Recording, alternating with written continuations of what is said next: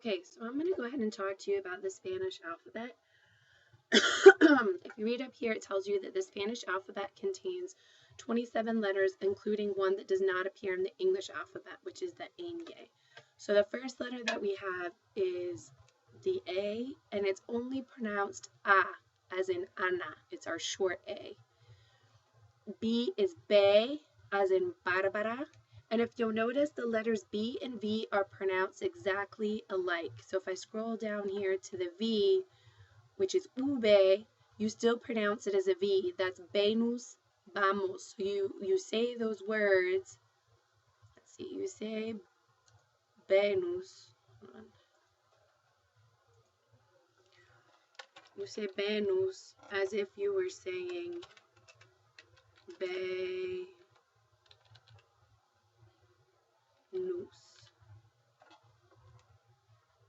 Venus. And vamos, you would say it the same way.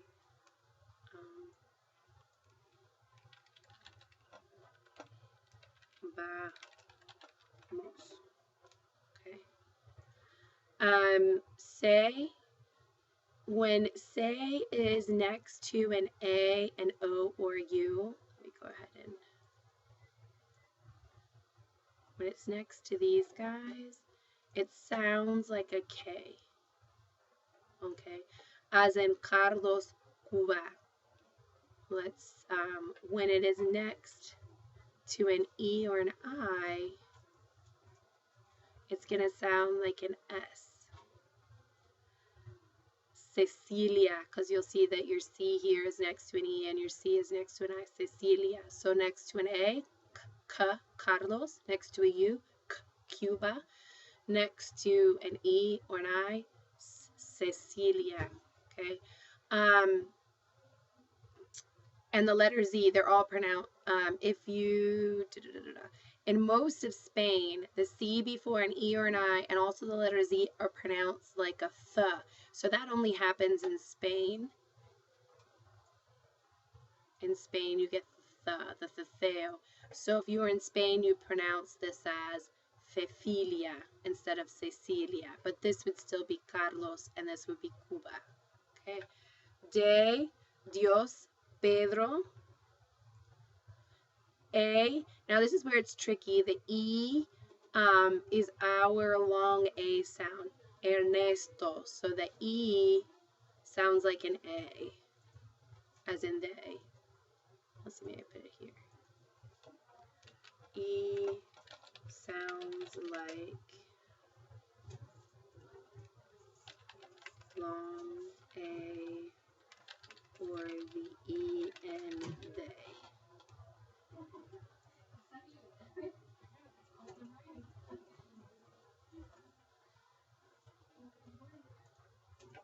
F, Fernando.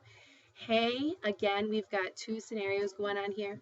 The G next to an A, an O, or U is pronounced like a hard G, the G in the English word gate. So you've got gato, gusto. But before an E or an I, the G is going to be pronounced like a J. It's going to be pronounced, hold on, not like a J, like an H.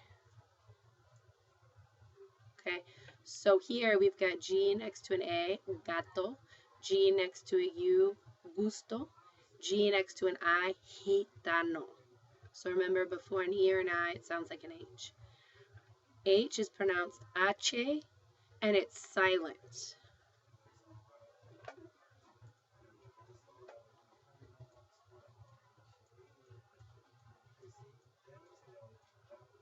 Okay, Hernan, hola, hotel. The I is pronounced like our long E, Inés. So,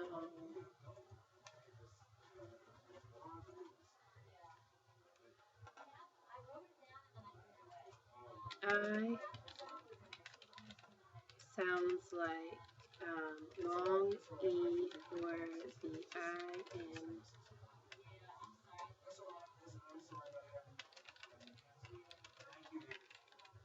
in machine. Okay, J, Jose. So the letter or J is pronounced Jota as in Jose. The J is like the hard English H sound. So remember the J sounds like an H. Okay, Jose.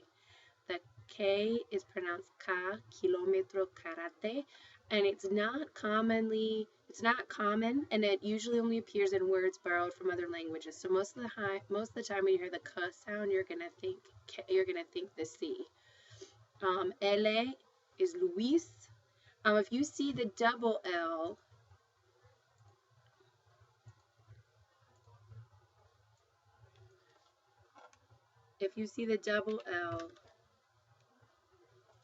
it's not a separate letter, but you're gonna pronounce it like a Y. So like if you see the double L, like the word llamo, you'd pronounce that llamo. So double L sounds like a Y.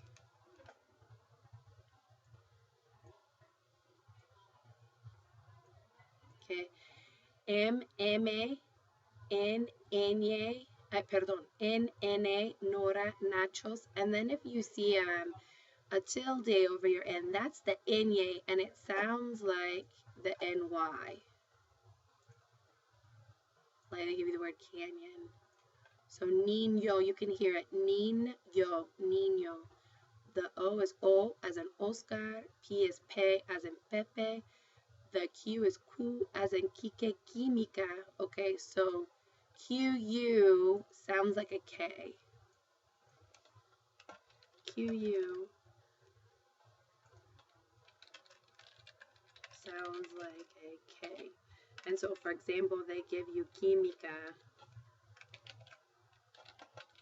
That actually sounds like química. Okay. The R, Laura, Rosa. So the R, you roll it at the beginning of a word, or if you see the double R. So double R and words start with R get rolled, if you can. Okay, so here I have Laura, Rosa. Okay, S is ese, T is T, Tomás, S, Sara, U is U, usted, Úrsula. V, again, that's your V, and we talked about how it's pronounced like a B, Venus, vamos. The doble B or doble V, Washington, windsurf. Again, the W is not commonly used and usually appears only in words borrowed from other languages. The W sound is usually made with the U. Y is Y or Y, soy Yolanda Maya.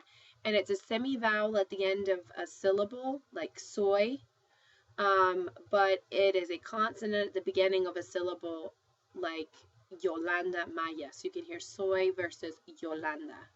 And the Z, zeta, zorro, lápiz, you pronounce the Z, let's go up here, you pronounce the Z like S, and in Spain they pronounce it like a TH. So in most of Spain this would be zorro, lápiz, but if you go to Spain it's going to be zorro, lápiz. Okay, so Z sounds like S.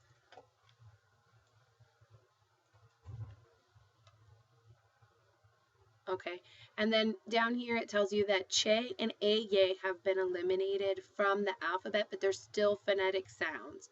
So you make the ch sound for ch, and we already went over how you make the y sound for the double L. Okay, so let's do a little bit of practice.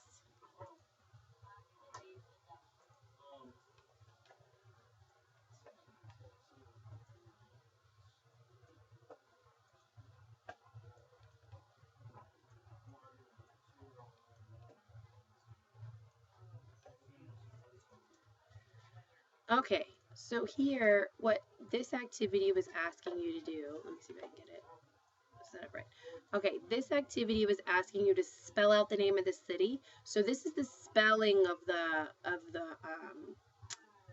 the letter. So CE would be, if you go up here, it's say. So you would put the letter C here. Okay, and you're writing out, these should all spell out Spanish-speaking cities. A, if you look, is the A. Then R-E-R-E, if you go down here, E-R-E is the R, so I'm going to put an R here. Then I've got another A. Then I've got C-E, which is say. Then another A. And then an S, which would be an S. And I get Caracas. So down here, I would look at M-A. That's an M. Then I have an A, an A. Then I have a day. Day is D. Then I have an ere. If I go over here and I look, there's my ere. That's an R. I have an I, which would be an I. And I have a day, which would be D. Madrid. Then down here, okay, I'll do one more. So if you see the M, I go over here and my M is an M. Then I have an O. Then I have an NA. NA is N. Then I have a T. TE, T is a T. Then I have an E, which will just be an E because your vowels are just, they're spelled the same. Then I have an V, which is the V. Then I have an I, or an E, which is the I. Then I have a D, which is the D. Then I have an A, which is the E. Then I have an O, Montevideo.